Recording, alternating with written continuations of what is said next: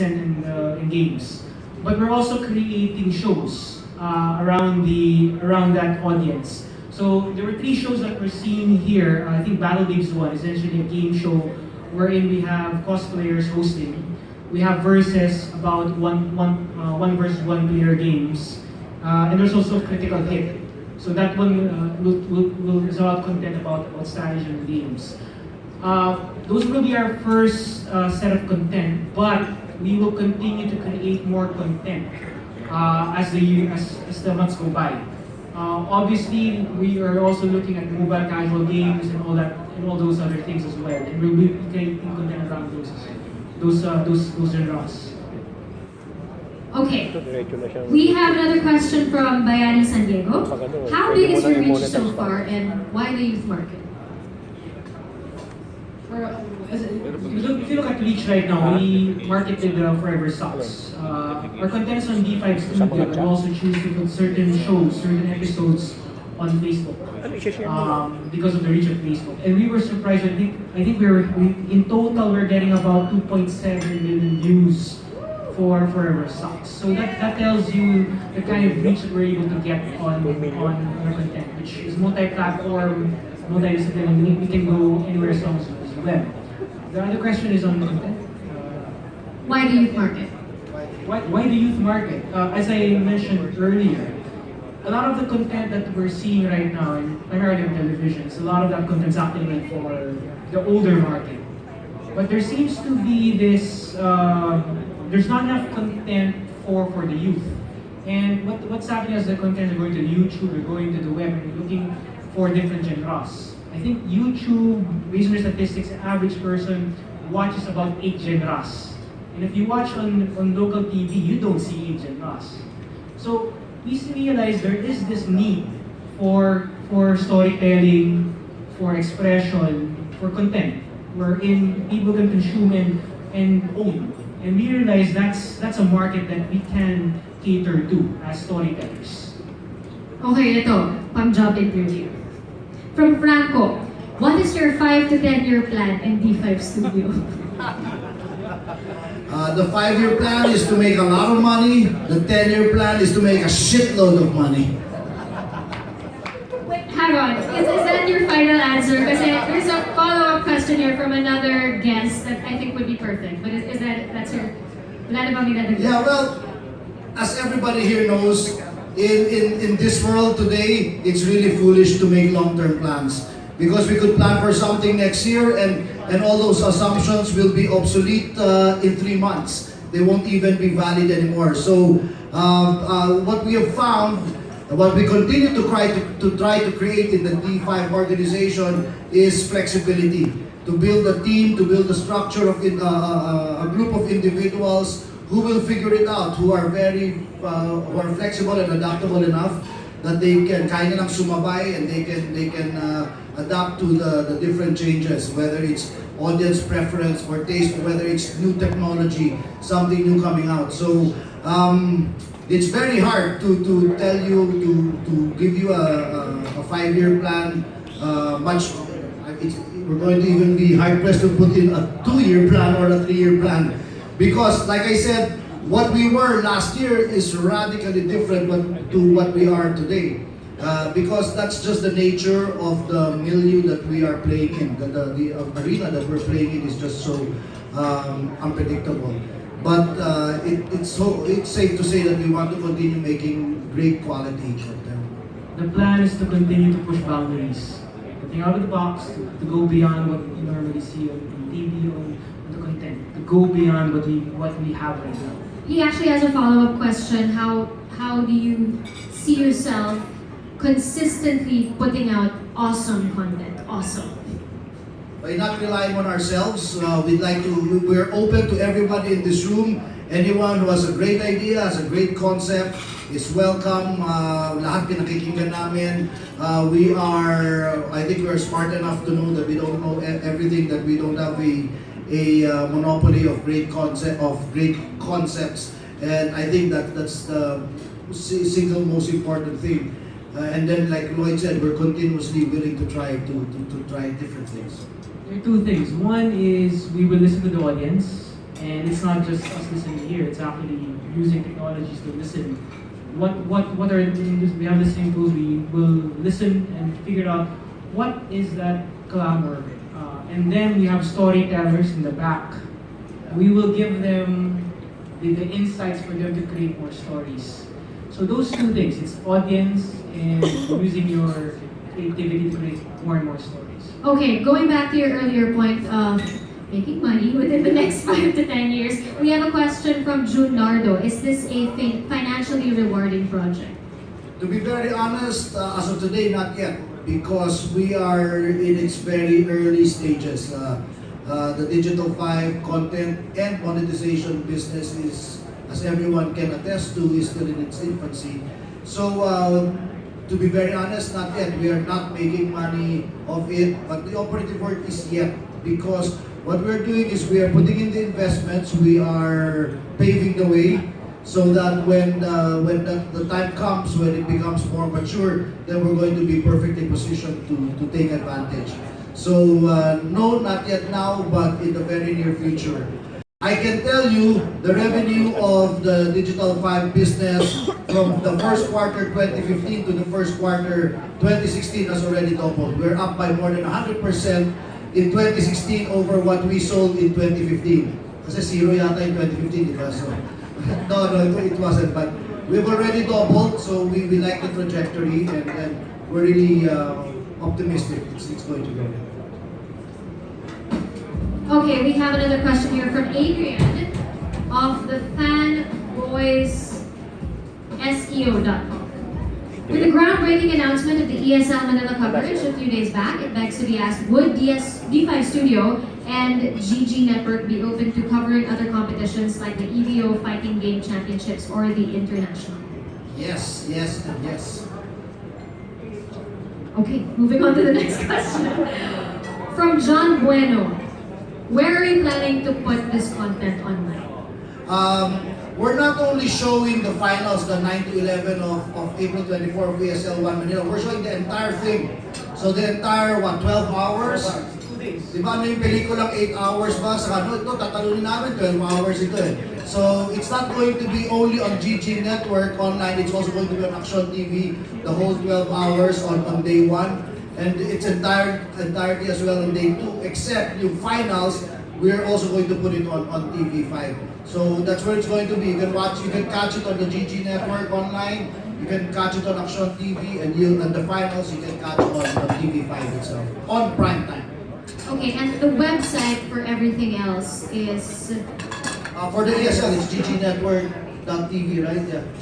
Okay, and for the rest, like the original... It's on D5.studio. D5.studio. Okay. From Viva Manilenia, since everyone seems to be on digital media, including small kids, are there steps or guidelines that you are doing so that people will be responsible digital media users? We're self-regulatory because at the end of the day, the content, we have a brand to protect as well. So our stories are wholesome. They speak to the audience.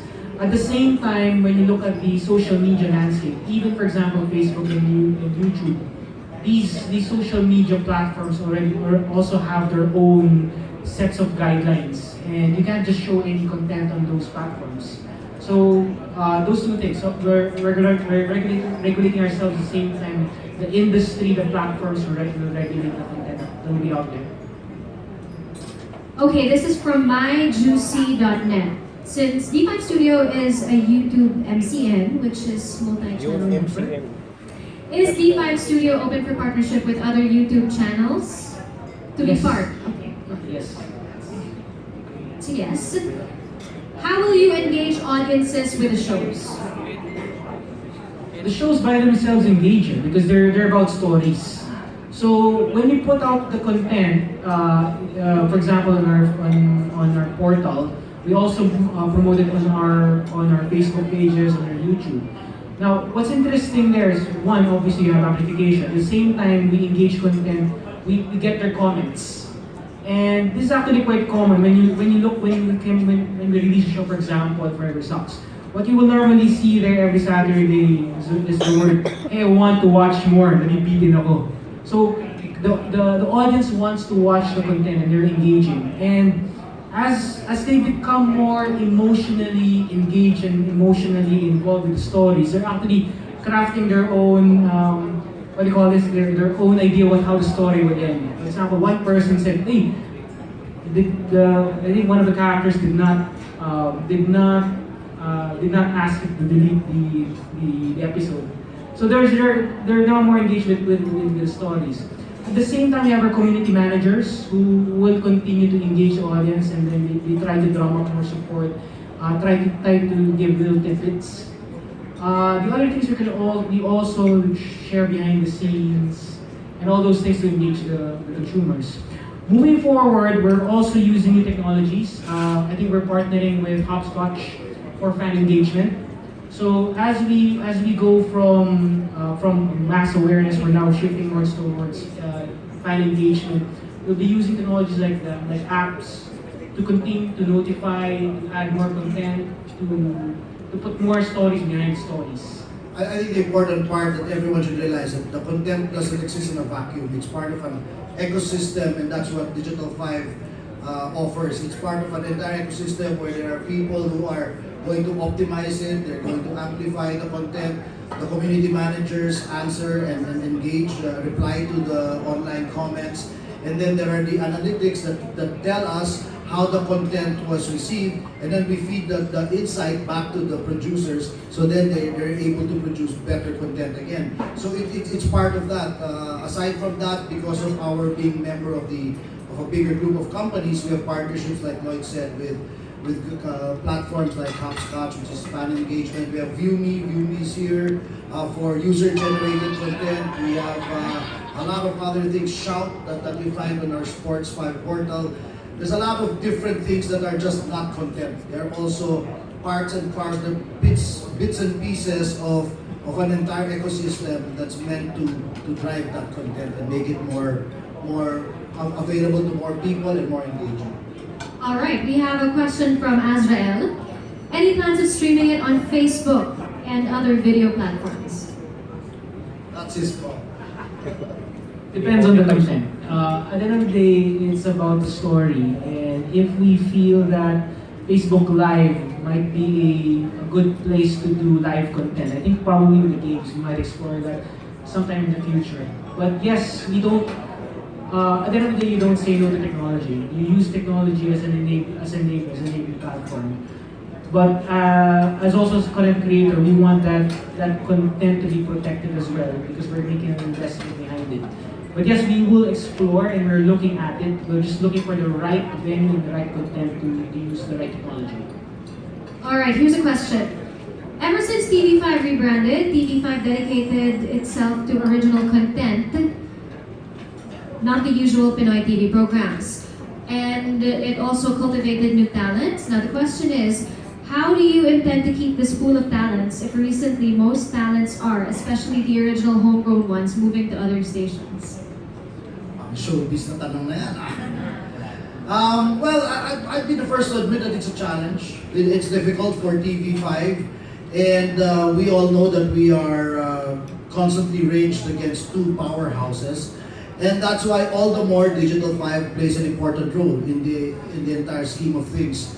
Because here, it is not far-fetched. We will not be surprised if in the very near future, we will find Forever Sucks, for example, on free TV or Motherhood or whatever. I don't want to preempt the plans, but you're right. The best, I'm a very direct and honest person, and it is a challenge.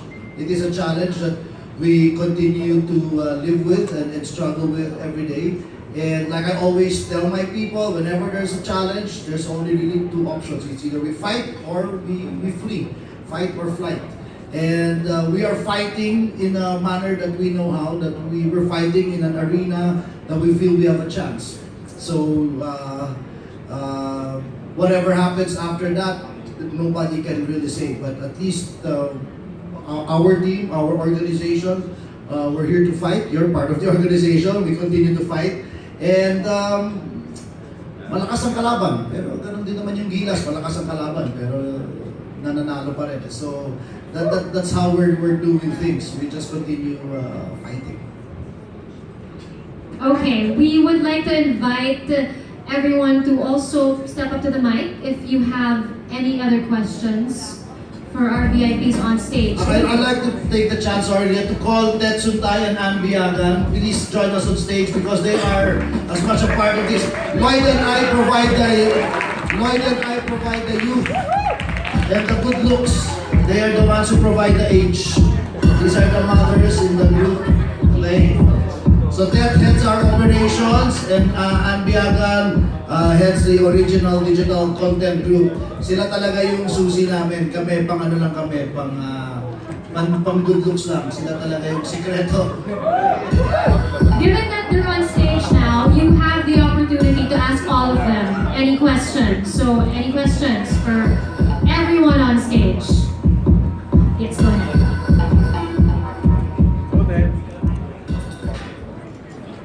Hello, I'm Ted Claudio from Wazzup.PH. I'm actually a local YouTube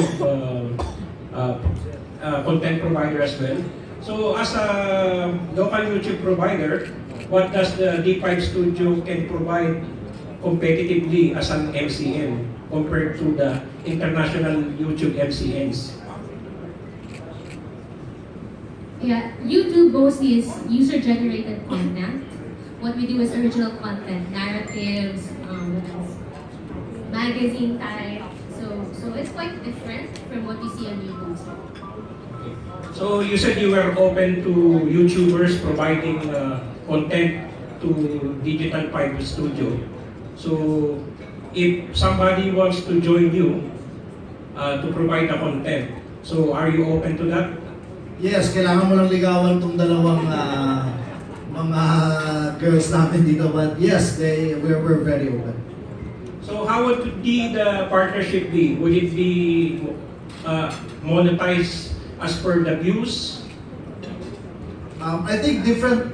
It's hard to have one answer for that, but it's going to be case to case.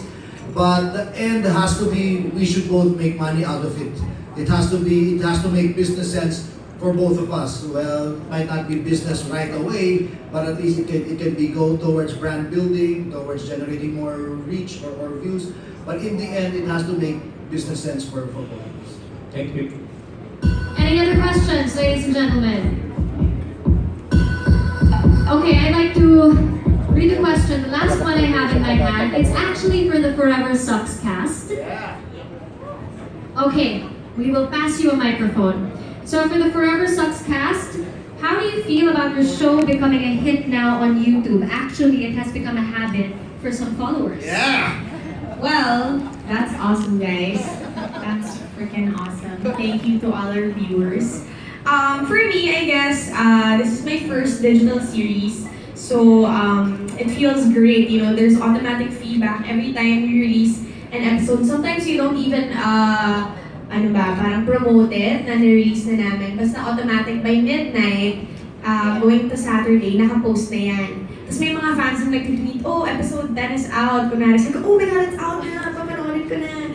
So doon ko lang din nalalaman kasi I forget sometimes. Pero sila, they're naka-notification na, Alam on post notification. So they know. So it feels awesome because alam mong sinusuportahan nila yung I guess, pinagpupuyatan or na-enjoy din namin siya. So it's even more rewarding kasi other than us enjoying ourselves on the set, having feedback, I guess it's a whole different feeling or feeling of satisfaction. So ako, I really love what I'm doing and I'm happy that I'm part of this project because it's awesome. I don't have any other word but awesome. Yeah, JC, do you have something to add? Sinabi na nila. Yeah, oh my God. Sinabi nila kung ano yung sinabi niya Masaya kami, sobrang masaya namin kasi isa kami sa mga excited din na manonood ng show namin. Okay. We're actually fans also. Oo fan din kami ng isa't isa tapos sinasabi na, galing mo sa episode na to, gusto ko ginawa mo dito. Si JC JC actually very stage dad. Lalo na pag kumari yung episode kami ni Jasmin lang or kami ni Leo. Tapos si JC yung una, guys, panoorin nyo to. Proud ako sa inyo. Hashtag stage dad. Ganun. So, ayun, we're very happy with the results of Forever Song. So, yeah. Okay, thank you very much. And we'll take this opportunity to pass the mic to Ron, Henry, and Looney para makapagsalita rin sila. From Bolero Rap Battle, can we have the microphone, please? Kahit ano, about the show. Tell us a little something about the show. We'd like to invite you here. Stand up so everyone can see you. Magandang hapon sa inyo na. What can we look forward to sa Bolero Rap Battle?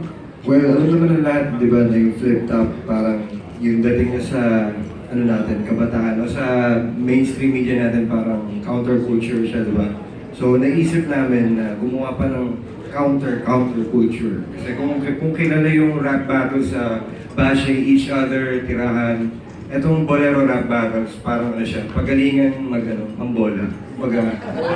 Pag nanalo ka, tama. Sasabihin ko sana positivity. Yes, Pero sige, magpabola pa na. So, di pwede maging sarcastic, di ka pwede magmura, so di mo pwedeng purihin yung maitim na ang puti-puti mo. So, kailangan ano pa rin, sincere pa rin. Sarcastic, di ba?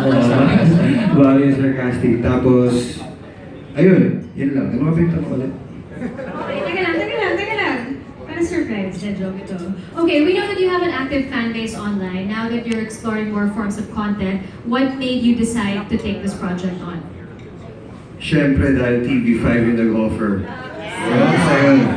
Dahil TV5, alam ko na may freedom lahat ng artists. Sobrang open nila sa ideas, hindi nila pinapangunahan yung... Kaya, nung nalaman namin na TV5, naisip ko, may creative control tayo dito. Pwede natin gawin yung mga hindi natin nagagawa dahil alam natin na pwede nilang i-spread yun sa wide, as wide as possible, pinakamaraming tao. Kumbaga madadagdagan pa yung reach namin sa internet dahil iba yung TV eh. And yung idea na yung dalawang tao nagpupurihan, medyo ano siya, instead na destructive, constructive siya, di ba? Pwede rin siya sa TV, which is hindi pwedeng gawin sa normal rap battles. So, yun yung naisip namin. That's true. Okay, ladies and gentlemen, wait, do you have anything to add? Wala na ba? Hindi lang, na-excite lang ako na umpisa. Kailan ba yung umpisa nito? Kailan ba? So, saan ko lang talo yun siya? Around May. So in other words, kailangan ng sample ngayon. Okay. Hindi ko rin sa sample ito. Sample lang din ito eh. Sige. Pumasok ka sa loob ng aking utak. Pwede mo itong ihalik tulad sa isang higanteng pintuang di mo maitulak, di mo itsura, di mo masigura. Parang ginawa mo, inumin ng suka. Huwag kang umasa na mangyari magatsan sa kasakay kasi distansya natin bituin at lupa. Libo-libo sila kumabita ko para masura, pinipicture ako muna bago inibig sa loob. Pinipiti ko, pinipiti ko, tingin mo, kalilibo, imposible ko makuha, Pilipino, sinigang sa temperaturang hinalungan ng mga bara na parang hinuglipi ko ang sulat. Mga titik na inipon at sinukat ay nagiging ipo-ipo pag hindi ko na isuka. Pag ako nagalit, papaupuin kita sa dala ko na karen. Ako si kamatayang bumaba mula sa langit. Alam mo ba kung bakit? Para sindihan ka ng buhay hanggang sa malaktos ang balat at makalbo ang alit. Pag parang kambing na yung amoy, papatayin ko yung apoy. Pala ko lang gamit. Sige, pumasok ka pa sa loob ng aking utak. Hinulma ng usok puyan, Kuya Kiko at ni Tupac. Susubukan buo natin at sukatin sa talampakan upang makatindi ng pas 20 ang taas. Maaari makapasok sa sungaran, pito ay nagsarado, sigurado din na pwede lumabas. Ron. Sige, pumasok ka sa loob ng aking utak para ang umakyat ng banahaw at naligaw sa gitna ng gubat di mo. Maanilihan pa ng dikit-dikit na sunod-tutor. Mga kabit-kabit na natraparan, tren, pinatatago pa rin kahit ang kalat ng iba kinakalawang motor. Hawak, pwede rin doon mula kay Pusad na Shiva pag tinamaan ng lintex, sigurado may baong manataas na ayong kayang lumamo ng isla.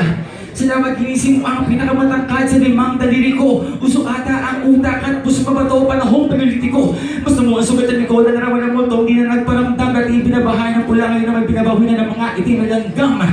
Naramdaman ng nagbabagang lupa mula sa palad ng shaman, nagpatagay sa hangin hanggang sa nababad sa parang natapit na kanan.